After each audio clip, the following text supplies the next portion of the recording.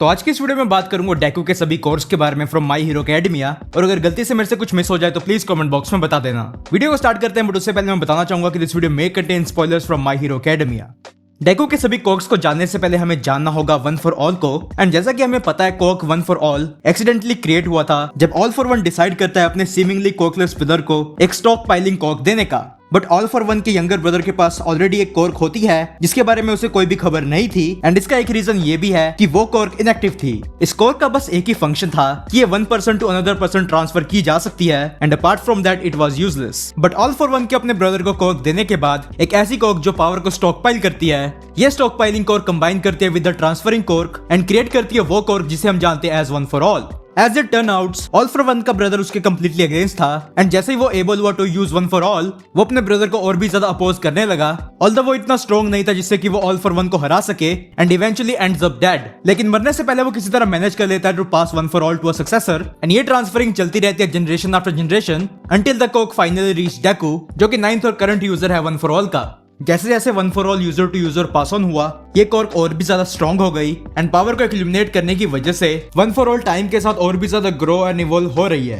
In chapter 212 of मांगा, डेकू अपने आप को पाता है एक स्ट्रेंज वेस्टेज वर्ल्ड में अपने न्यू पावर के सडन एंड अनएक्सपेक्टेड एक्टिवेशन के बाद। एंड सून आफ्टर हमें पता चलता है कि ये न्यू पावर एक्चुअल में डेकू की न्यू कोर्क है which is called black wave. डेकू ने ये कोर्क इनहेरिटेड की 5th यूजर से। एंड पहली बार डेकू इसका यूज करता है during the battle against class B, जहां पे उसको यहाँ तक कि ऑल माइट को भी इस कोर्क के बारे में नहीं पता था। मिडोरिया अपनी सेकंड कोर्क को एक्टिवेट करता है ये कह के that he will capture that guy, जो कि ब्लैक वेव का मेन फंक्शन होता है। इस कोर्क का एक्चुअल यूजर है डाइगोरो बांजो, जिसे कि जाना जाता है as 5th user, also known as Lariat. Black whip quirk Deku को स्पाइडरमैन जैसी एबिलिटी प्रोवाइड करता है, और या फिर हम ये कह सकते हैं कि ये 3D मैनूवर गियर है from attack on Titan. But instead of web and cables, ये एक पावरफुल विप है जो कि नंबर ऑफ थिंग्स को होल्ड कर सकता है regardless of mass. Chips user के किसी भी बॉडी पार्ट से बाहर आ सकती है। यहाँ तक कि डेकू ने एक बार सुयु आसुई को मिमिक भी किया था, जहाँ पे वो उसकी तरह विप्स को अपने मुंह से बाहर निकालता है just like a frog. Unlike his other quirks, black whip rely करती है डेकू के इमोशंस पे, जहाँ पे ये बिजर्क भी हो जाती है जब डेकू गुस्सा या फिर रेज में होता है।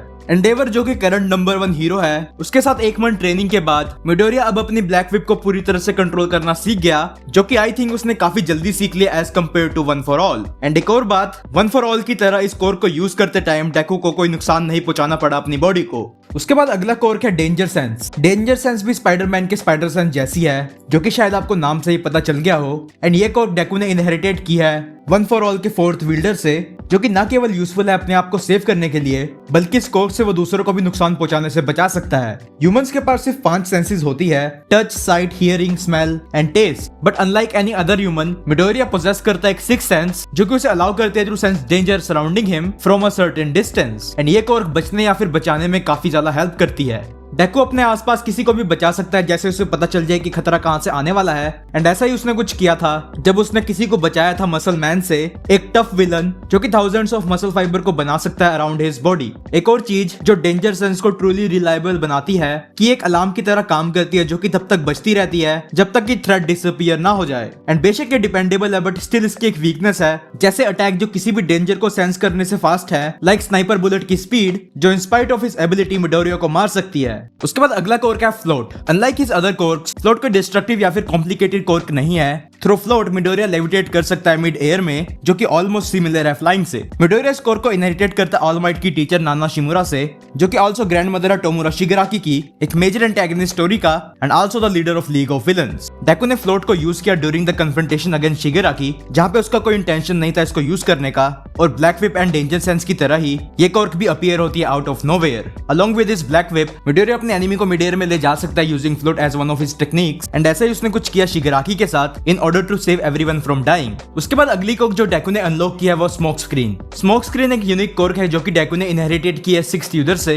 एंड इस कोर्क से मिडोरिया अपनी बॉडी से स्मोक को प्रोड्यूस कर सकता है similar to Midnight, but in case of Midnight वो अरोमा भी प्रोड्यूस करती है जिससे कि वो किसी को भी सुला सकती है। एंड डेकू के केस में ऐसा नहीं है। Just like any smoke screen, Midoriya इसे यूज करता है in order to hide himself और अपने अपकमिंग अटैक को प्रिपेयर करने के लिए, जिससे कि वो अपने एनिमी को सरप्राइज कर सके। सुपर ह्यूमन स्ट्रेंथ की तरह ही स्मोक स्क्रीन को ज्यादा यूज करने से विल्डर को रिस्क फेस करना पड़ता है। इवन तो हमें नहीं पता कि स्मोक स्क्रीन कैसे यूजर को हार्म कर सकता है, बट एन जो कि 6th यूजर है वन फॉर ऑल का, डेकू को वार्न करता करता है not to over use it for a certain reason. Smoke screen के बारे में अभी भी काफी कुछ अनसर्टेन है, नोइंग दैट कि इसे बस थोड़े टाइम पीरियड के लिए ही अनलॉक किया जा सकता है, वो भी इसकी फुल पोटेंशियल को अनलीश किए बिना। उसके बाद अगला कोर क्या फाजिन। ये कोर डेकू ने इनहेरिटेट किया 1 फॉर ऑल के थर्ड यूजर से, एंड फाजिन यूजर को अलाउ करता है to build up kinetic energy एक शॉर्ट पीरियड ऑफ टाइम के लिए, एंड वो उसे रिलीज करता है एक फुल पावरफुल फोर्स की तरह जो कि उसकी स्पीड ऑफ पावर को बूस्ट कर देती है। यह कोर पहली बार इंट्रोड्यूस हुई थी जब लेडी नैगथ मिडोरिया को असैसिनेट करने की कोशिश करती है, वो पर्सन जो कि जानी जाती है for being a powerful sniper, जिसकी कैपेबिलिटी को ऑल फॉर वन काफी अच्छी तरह से समझता है एंड कोशिश करता है उसे अपने ग्रुप में इन्वाइट करने की। मिडोरिया जिसके पास काफी कोर्ट्स हैं, फाजिन को यूज करता है along with his smoke screen, जिससे कि वो एक इनक्रेडिबल स्पीड से मूव कर सके